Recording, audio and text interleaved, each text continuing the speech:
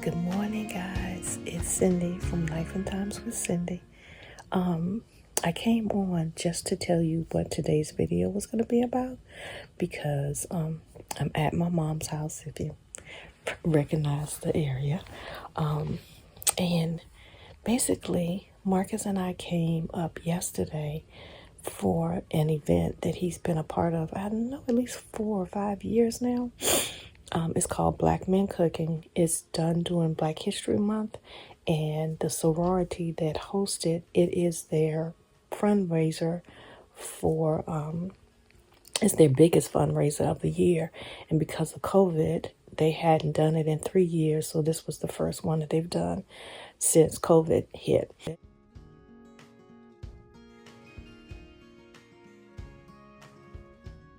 And so we came up, I guess about 11 o'clock, and got there in time for Marcus to set up everything.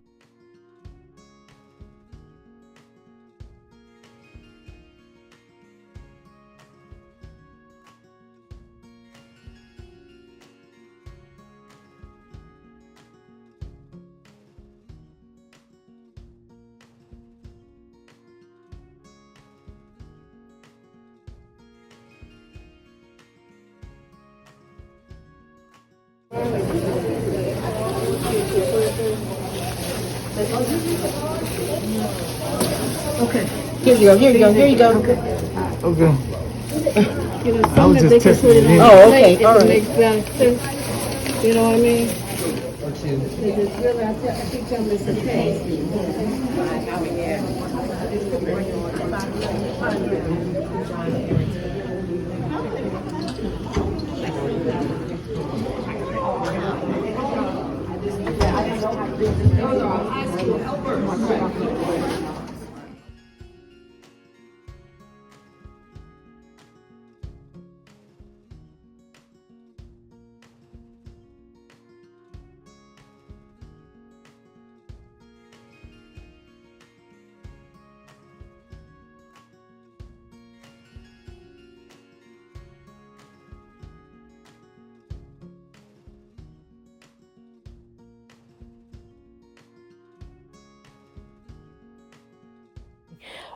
He's very well known for his cheesecake, but this time around he made cinnamon toast bread pudding, and it's a recipe that we got from Boma's, which is an African restaurant at Walt Disney World. If you guys don't know, I have a Disney channel. If you only come here for my lifestyle, I do have a Disney channel, and we went a couple of years ago to Boma for breakfast, and the young man that was serving us, because my husband and my daughter enjoyed the bread pudding so much, he gave them the recipe from the chef, and then he added like some notes at the bottom of it. And so this is the second time that Marcus has made it. And so we get to the place, and he gets he sets up. Also, the pastor from my home church, he has been doing it, I think he said like 12 or 13 years or something crazy like that. And so he did a vegetable soup. And then a young man from the church, he also did, I think he did like a chili recipe or taco soup or something. Some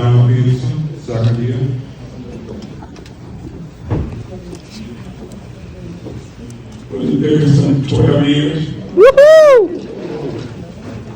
Randy Reagan 6 years. Alonzo Johnson 1 year. Charles Warren 3 years. Carl Ford, I've been here since Moby Dick was a man.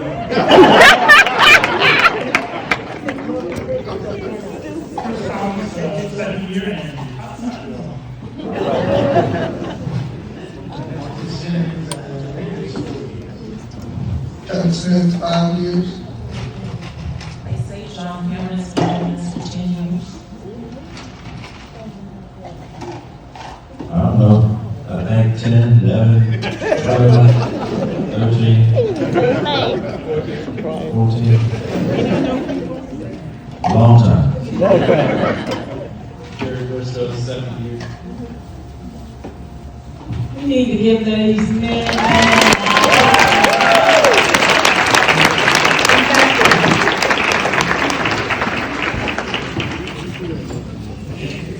So basically the concept is that they have men who come in and cook, although some wives do cook for their husbands.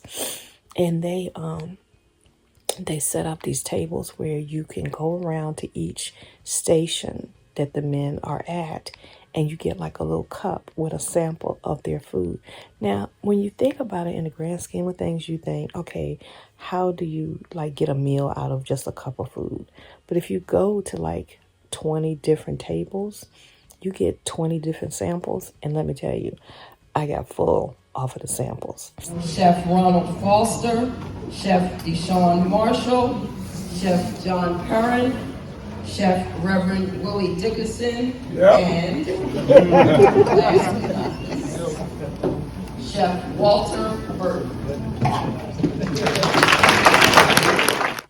This was a really busy day for us. I had to load up the car and then unload it at my mom's because we spent the night at my mom's, because by the time we were done, it was going to be too late for us to be traveling back. And then we're going to get up this morning. Well, I'm already up. It's 4:30 something. And Marcus is actually up too, so I came in here to record the intro to this. And so they had a silent auction. They had raffles where you could purchase tickets and get prizes. They had vendors that were there. So they had a lady who did a paint and sip, but they had like a pre-done already paint thing with instructions and the paint and everything for you. And it was like cheap. It was like $15. And they had a Mary Kay lady that was there. That was, they had a insurance organization, and then they had the NAACP booth. One of my mom's friends is a part of the NAACP, and so they got to see each other.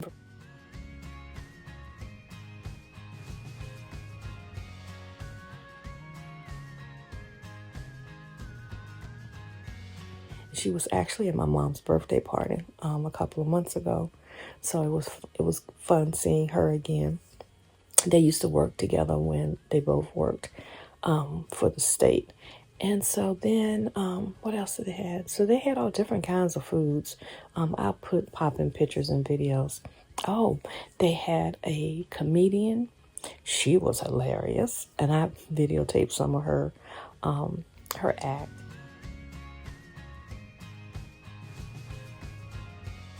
COVID, I've been doing comedy for 34 years. COVID shut me down. Canceled all my tours. Because I had a tour with a little group called Drew Hill. Some of y'all know them little cute little boys from Baltimore, Maryland. That Drew Hill. 5 steps. I was going to open the show for Drew Hill. They had a 62-city tour, and I was going to be at 20 cities. And y'all know, remember little Cisco? Oh, honey, I was gonna rock his world, people. So let me loose. Oh, y'all, excuse me, that's another show, I'm sorry. But they had to cancel my tour with Cisco. You come on there with that little cute little baby. And then I'm sitting at home all the time. I wasn't used to that. I like to lost my mind. And I was scared of COVID. I was scared. I was scared not to wear my mask. I was scared of people who didn't wear their masks. And I didn't go around my family's house, nobody's house, like to lost my mind. And then my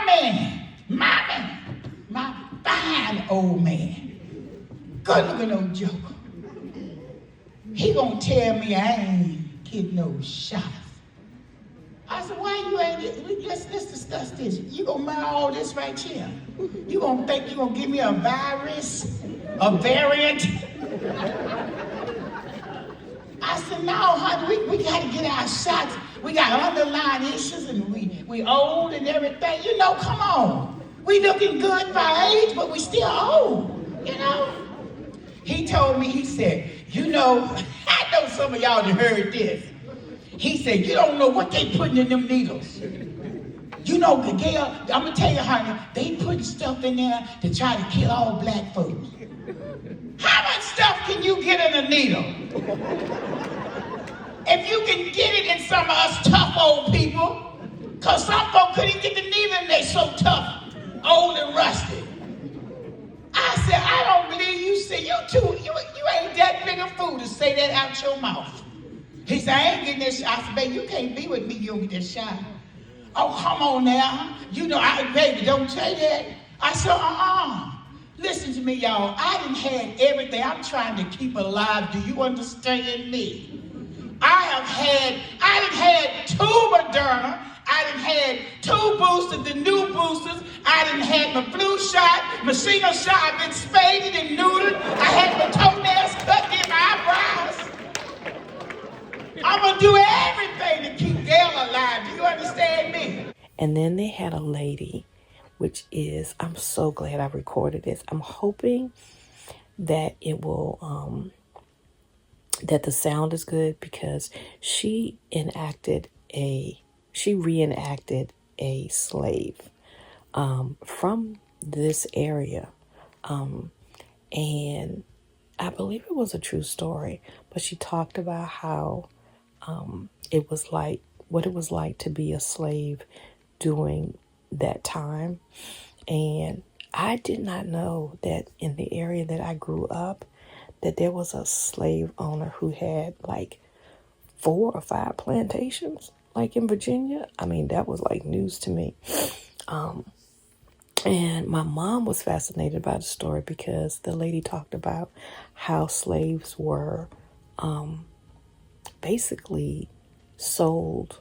Well, some slave owners would say they weren't going to sell their slaves, but if a family member got married or had a birthday, they would give the slave as a birthday gift. Boggles the mind. So my mom was fascinated by this because she said that's actually how, she had not really heard a lot of stories like that, because that's actually how our family ended up living here, was because I think one of my great-great-great-grandmothers was given as a gift to a slave owner. So, yeah. And, yeah, it was fascinating to watch.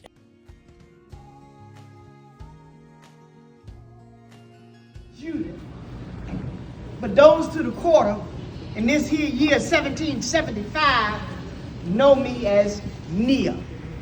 Can you say Nia? Nia. That's N-I-A, Nia. Nia means purpose. And I have a purpose in life. I'm enslaved. But I know a whole lot more about this here thing called bondage than most people will ever know, because of who I'm owned by. He's one of the richest men ever in Virginia. Hey, bro, thanks. How You you You ever go to Williamsburg, pass by Carter's Grove? That's his home property. Right over here, he got a place called Rosewell. Got another one over in Middlesex called Rosegill. Got one over in Westmoreland called Caratoma. How I know so much? Because my husband is his personal man who sleeps at the foot of his bed and knows everything about that man's life. So I want you to do something for me for just a moment. I promise you. I'm not going to mess with your belongings. I just want you to close your eyes for just 1 minute. And keep them closed. And I want you to think about your loved ones that are right here, right now, who you may never, ever see again. Because somebody puts them up on an auction block, sells them. Somebody decides to give them away as a wedding present, birthday present, or a Christmas present. They put them on the back of a cart that's covered. And they don't even know where they're going. Now open your eyes. We're going to come back to that before I'm done with you this afternoon. You see, Master Burrow, he likes to do something that I have never trusted him with. He likes to make promises. And he's always making promises to his Negroes that are to the house. And my husband, Benjamin, is one who really trusts him. In fact, I think he trusts him more than he trusts me. He's been with him so long and knows so much about it. In fact, my husband knows more about Master Burrow than his own wife knows about it. Every time he takes a trip, my husband's going right along with him. But he's made a promise to us as a family. And this is not something you see in this here business called slavery. He promises he'll never sell any one of us and separate us as a family. But he's got a nephew who just November last got married. And let me tell you a little bit about Mr. Burrow first. Master Burrow owns 44 plantations spread out over 12 counties in Virginia. Over 300,000 acres of land and over 3,000 of us. That's rich. That's sinfully rich. But to find a family like Benjamin and I is almost like unheard of, because we live on the same property. We just don't live in the same space. Because I stay to the quarter with my daughter Sarah, and Benjamin stays to the big house. But at least we're on the same property. So he writes down in his diary like can't nobody read it. We can read. Mistake. They use the good book to justify this here system. It's all right in the Bible. Do unto others as you would have them to do unto you. Right. Never will be said in front of me. What they will say is obey your master. The good and faithful servants. And see, when we start learning too much, these owners get scared. Because we're learning too much about them. Are you with me? Yeah. Nod, so I know you're with me every now and then. Okay?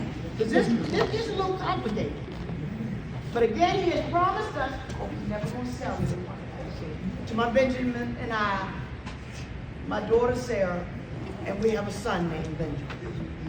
Never going to sell us. So the nephew shows up on the property in November. He's just gotten married. What you think he wants to give his nephew as a gift? Word gets around the border fast. They say it's a little girl named Sarah. But see, I'm not worried about it. And my husband Benjamin not worried about it because there's 3 Sarahs to the property. And they're all little girls. They're all brown like me. And my husband trusts him. So I gotta trust him. So word comes back to the quarter as the nephew is getting ready to leave. Sarah is going on the back of the car. So I don't worry about it. Like I said, there's 2 others there to the quarter, so I know it's not my Sarah.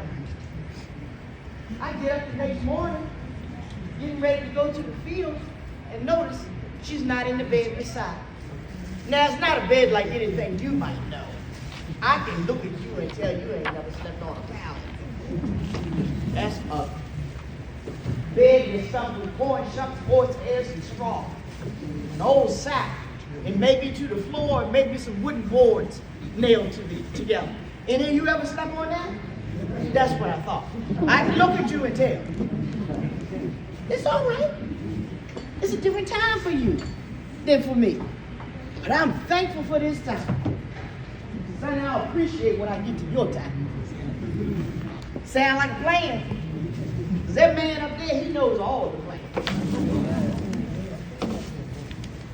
I decided I'm going to go out to the field and see if I can find my Sarah. Maybe she's gone out early. So I go out to the quarters, out from the quarters, and head out to the fields, and I'm hollering, Sarah! Sarah! There's no signs of Sarah anywhere. My worst nightmare has come true. I go up to the big house. I find my Benjamin. I say, Sarah is gone. He can't even look at me. He feels so bad. Because by now he knows it's our cell that has been given as this wedding present.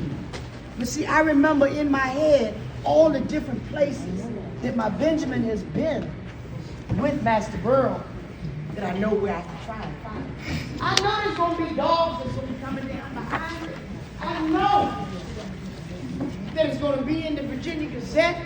There's going to be a runaway ad in there. And it's going to have my name attached to it. It ain't going to say Mia. But I can bet you the next property I stop at is going to be Mia. Because of who they're going to be looking for.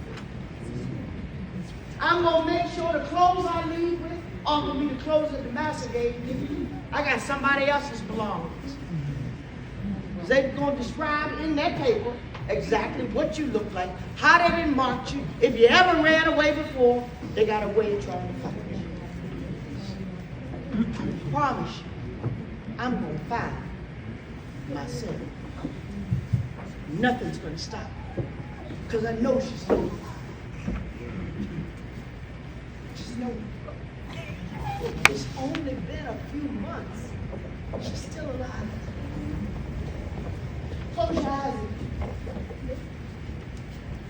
Remember that loved one? You don't know where they are, where they might be. I didn't want to get to you. You got a way of finding them today.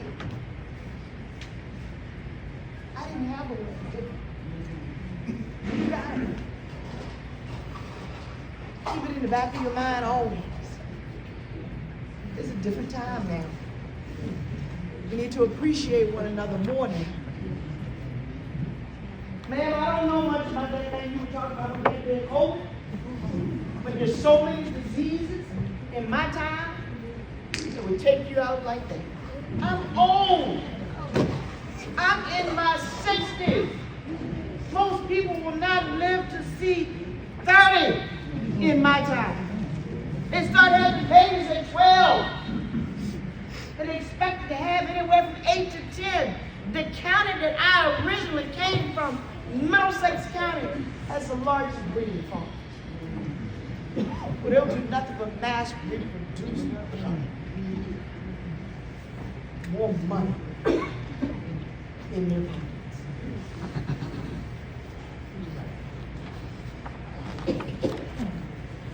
Don't feel bad. Don't feel sad. In my time, these are the survivors. These are the people who could make it through anything. Went through more than one day. Any one of us will ever see in a lifetime. Could have survived this life. And we had a really good time. I sat with my mom and my pastor's wife. The three of us sat together and we went around and got the samples, and Marcus said he had a really good time. He was sitting there talking with a bunch of men, so he was happy. And then the cooks also got to go around and get samples of food. And yeah, it was just a great day.